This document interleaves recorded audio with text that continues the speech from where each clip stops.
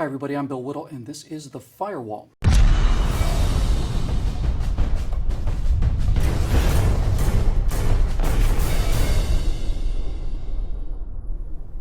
Before we get into what Benghazi is, let's address what it isn't. It isn't irrelevant, it isn't trivial, and it isn't a witch hunt, as many prominent Democrats and their supporters desperately want you to believe. For example, this graphic has been going viral. It shows the date and location of 10 embassy or consular attacks during the Bush presidency, with a total of 60 people dead and the number of outraged Republicans set at 0. Therefore, these attacks happen frequently. Therefore, Benghazi is a hypocritical witch hunt staged simply to get Barack Obama and Hillary Clinton. Unfortunately for the millions of people who have seen this graphic and passed it on, one of them, at least one, knows how to read, think, and research. Kyle Becker at the Independent Journal Review took a look at each of these 10 attacks. In 8 of them, the total number of Americans killed was 0. It's not the responsibility of the U.S. State Department and the President of the United States to protect the lives of foreign nationals, no matter how tragic or common these attacks may be. Their job is to protect American citizens and especially consular personnel living abroad. A truck bomb killed 36 people, including 9 American defense contractors in Riyadh, Saudi Arabia. President Bush immediately called it a terrorist attack. The Saudis investigated and killed 2 of the attackers in the raids that followed.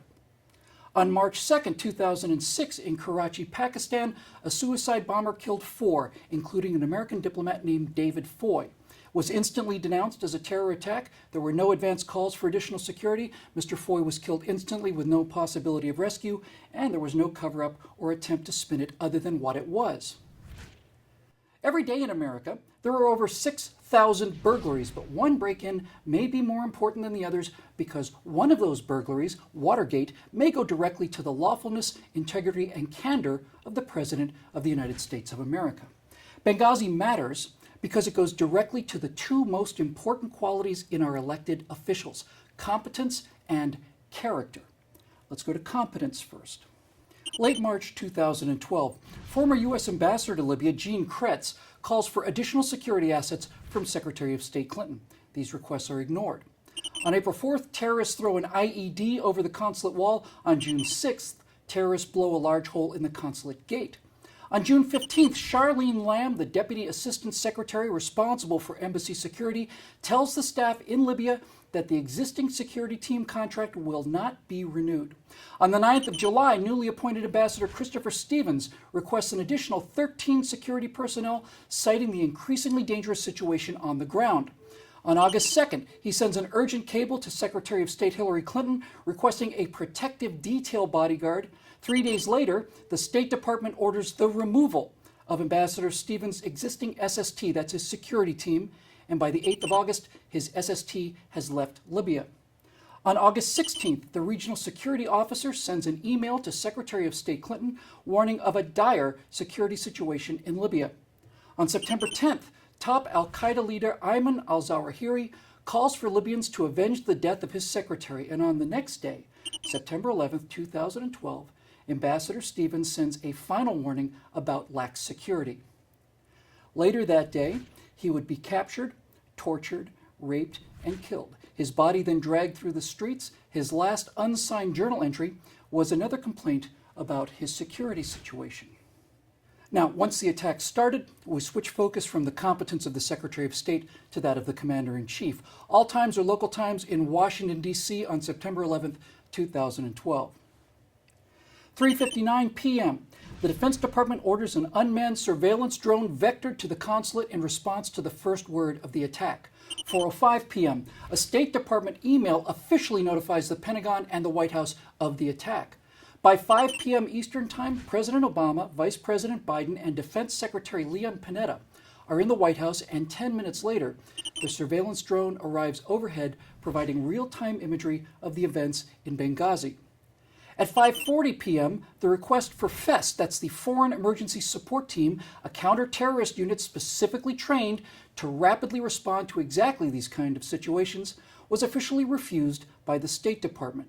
CBS reporter Cheryl Atkinson, who left CBS when they would not cover the story, reported on May 17th of 2014 that a FEST counterterrorism response was ruled out by the White House from the start, to the puzzlement, if not the outright despair, of State and Defense Department officials.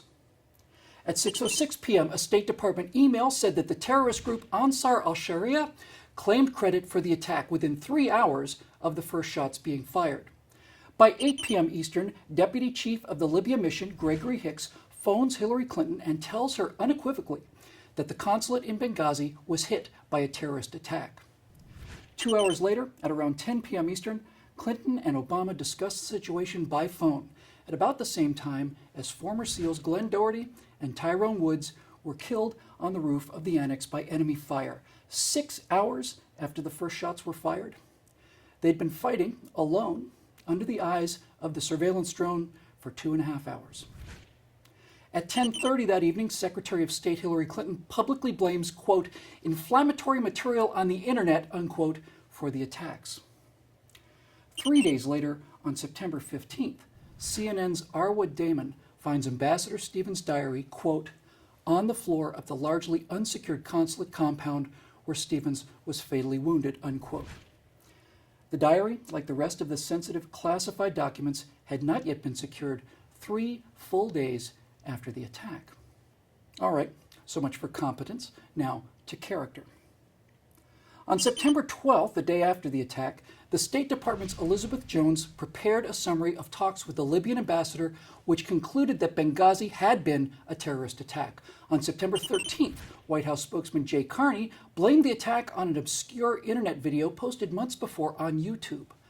On the 14th, the first draft of an internal State Department memo blamed terrorists, but 24 hours and 12 drafts later, it would be changed to place the blame of the attack on the internet video. Also on the 14th, standing with Hillary Clinton and the returning coffins, President Obama again blamed the internet video, while Secretary Clinton told Charles Woods, father of the slain Navy SEAL Tyrone Woods, quote, we will make sure that the person who made that film is arrested and prosecuted, unquote. On the 15th, President Obama once again blamed the video for the violence. On the 16th, then U.S. Ambassador Susan Rice blamed the attack on the video, backed up the next day by a State Department official. On the 18th, Carney again blamed the video for the violence. On the 19th, he repeated the claim that there was no evidence that the attack had been pre-planned. On the 20th, both Carney and the president blamed the video, and the White House on that same day spent $70,000 airing apology ads for the video. Finally, on September 21st, a full 10 days after the attack, Secretary of State Clinton finally publicly admits what she'd been told 3 hours after the shooting started. It was a terrorist attack. But that didn't stop the president from announcing to the UN 3 days later on the 25th that the internet video was to blame, adding, the future must not belong to those who slander the Prophet of Islam. On September 27th, the man who made the video that both President Obama and Secretary Clinton blamed for the attack, Nakula Basili Nakula, was placed under arrest for parole violations and served almost a year in prison. The President of the United States, as Commander-in-Chief of our armed forces and the man ultimately responsible for the safety of Americans at home and abroad, is given a daily intelligence briefing. It's short and to the point, outlining the major developing threats of the day. On September 6, 2012, 5 days before the attack, President Obama missed that briefing, but he did give a speech to the Democratic National Convention calling Mitt Romney inexperienced in foreign affairs. On September 7th, he did not attend the briefing as he was campaigning. On the 8th, the president elected not to attend his daily intelligence briefing. On September 9th, President Obama decided not to attend his daily intelligence briefing, nor did he attend it on the 10th. On September 11th, 2012, the 11th anniversary of the attacks on New York, Washington, and Pennsylvania, the president declined to attend his daily intelligence briefing. For 6 consecutive days prior to the Benghazi attacks, the President of the United States placed his campaign schedule ahead of his duty as Commander-in-Chief to remain informed of the critical intelligence issues of the day. On August 9, 1974, Richard Nixon resigned as President of the United States to avoid impeachment for his role in the cover-up of a petty burglary at the Watergate complex in which no one was killed or wounded. He was threatened with impeachment because he lied to the American people. President Obama lied to the American people and the world for 10 days after the event that cost 4 American lives, including that of the sitting ambassador who repeatedly called for help, and those of the 2 men who ran toward, not away from, the sound of gunfire to protect their country and their people. This president lied to the American people, and so did his presumptive heir, Secretary of State Hillary Clinton, who also lied to Congress. This matters. Benghazi matters. It shines a direct and unflattering light on the competence and character of the President and the Secretary of State, and we, the American people, have not only a right but an obligation to hold them accountable for their actions. Oh, and please subscribe to our YouTube channel and visit us at truthrevolt.org.